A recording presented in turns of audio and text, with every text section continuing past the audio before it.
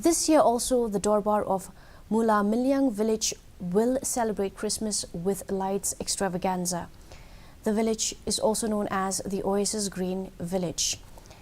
This Christmas lights display was graced by the Chief Electoral Officer Meghalaya F.R. Kharkongor as the chief guest in the presence of the Deputy Commissioner East Jaintia Hills A. Baranwal and other invitees.